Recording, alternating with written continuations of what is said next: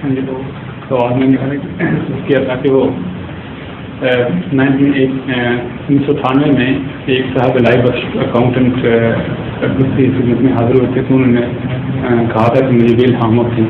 اس طرح کسوری طور پر ہم نے فرمایا کہ عام فلم کے وقت کے عیسائی راہب جو تھے ان کو بھی الہامات ہوتے. کیا اس میں پوچھنا یہ چاہتا ہوں کہ الہامات کیا ایسی چیزیں کہ اس میں مسلمانوں کے علاوہ آج کل دوسرے لوگ بھی شریک ہیں؟ حضرت السلام نے بڑی تفصیل سے حضرت الولی نے اس مسئلے پر کی روشنی ڈالی ہے. آپ نے تو یہاں پہ فرمایا کہ کنٹینیو کو بھی سچے خواب آ سکتے ہیں. اللہ تعالیٰ کی رحمانیت جو ہے اس کی کوئی حد نہیں ہے اور وہ اپنا جلوہ دکھاتی رہتی ہے. اگر خدا اپنے بندوں سے کلیتاً تعلق توڑ لے تو وہ یہ سوچ بھی نہیں سکتے کہ کوئی ہستی موجود ہے جس سے رابطہ ہوتا ہے، اس لیے اس کے نمونے برستے رہتے ہیں جگہ جگہ. اور وہ پیار اور محبت کی علامت نہیں بلکہ اللہ تعالیٰ کی رحمانیت کی علامت ہے. یعنی کسی خاص بندے سے اس کی نیکی کی علامت نہیں، خدا کی رحمانیت کی علامت ہے. اور ان چیزوں میں بڑا نمایاں فرق ہے. وہ بندہ جس سے خدا کلام کرتا ہے محبت اور پیار کی وجہ سے اور سننے کے نتیجے میں اس کی نشانیاں ہیں جو اس کو دوسرے سے ممتاز کرتی ہیں. ایک ان میں سے یہ ہے جو قرآن کریم سے استنباط کر کے مسلم علیہ السلام نے بیان فرمائی ہے، لا یظہر علی غیبہ احدا الا من ارتضی من الرسل.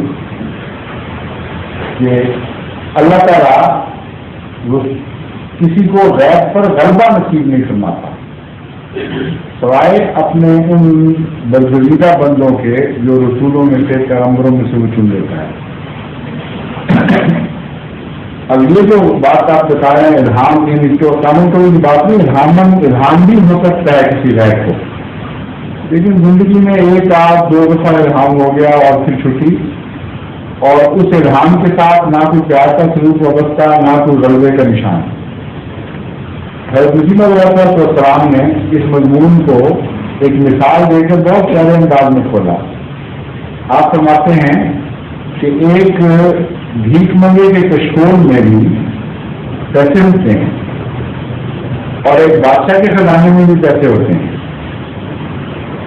کون نادان ہے جو کشکول کے چند پیسوں کو اسی عزت کی نگاہ سے دیکھے گا جو جیسے بادشاہ کے خزانوں کی عزت کی نگاہ سے دیکھتے ہیں، یا بادشاہ کے خزانوں کی تحقیق شروع کر دے کہ ہم نے تو ایک بکاری کے کشکول میں بھی دو چار پیسے دیکھے تھے. تو پیسے ہی ہیں، بڑا زمین و آسمان کا فرق ہے. کہاں کثرت سے کلام ہونا، کہاں غلبے کا نشان ہونا، کہاں ہیرے جواہرات کی طرح چمکتے ہوئے صاحب قوت اور صاحب شوکت الہامات، اور کہاں ایک مبہم سے الفاظ میں پردہ غیب کے پیچھے چھپے ہوئے بغیر کسی طاقت کے جس سے انسان کے جسم میں کوئی عجیب و عظیم شان میں تغیر پیدا ہو، ایک ایسا کلام نازل ہو جائے کہ صرف یہ پتہ چلے کہ ہاں کوئی مجھ سے بولا تھا. تو یہ مثال بہت ہی واضح کر دیتی ہے بات کو. پیسہ تو پیسہ ہی ہے، کا وہ ایک ہی ہو یا وہ کروڑوں میں ہے، لیکن یہ جو فرق ہے مقدار کا اس کی وجہ سے بڑا فرق پڑ جاتا ہے. بہت زیادہ نمایاں چیز امتیاز پیدا ہو جاتا ہے.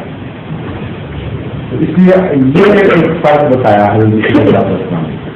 دوسرا وہ میں پہلے فرق بتا چکا ہوں کہ الہام صرف نہیں ہوتے نبی کو بلکہ اس کی تائید میں الہام ہوتے ہیں اور اس کے دشمن کے خلاف الہام ہو رہے ہوتے ہیں. جو اتفاقی الہام کسی کو ہوتا ہے اس میں یہ دونوں باتیں نہیں ہوتی، تائیدی الہام ہی ہو رہا ہوتا ہے. کوئی خبر مل گئی، کوئی واقعہ پتہ چل گیا، اتنا کافی ہے، لیکن وہ ٹکر نہیں دے سکتا. یہی الہی بخش جب مسیم السلام نے ٹکرایا اس خوشفہمی میں کہ مجھے الہام ہو گیا ہے تو مارا گیا. ایک کے پیچھے بادشاہ کی قوت تھی اور ایک کے پیچھے خیرات تھی. دونوں چیزوں میں بڑا فرق ہے. بادشاہ اپنی اولاد کو، اپنے پیارے کو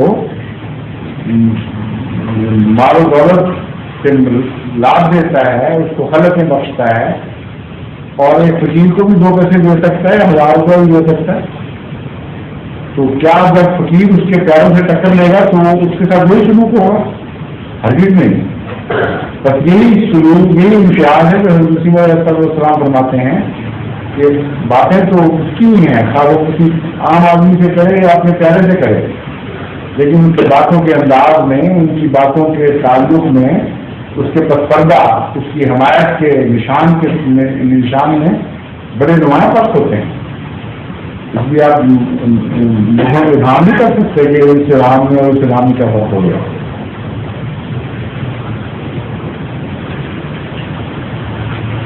اور ظہور مہدی آخر زمان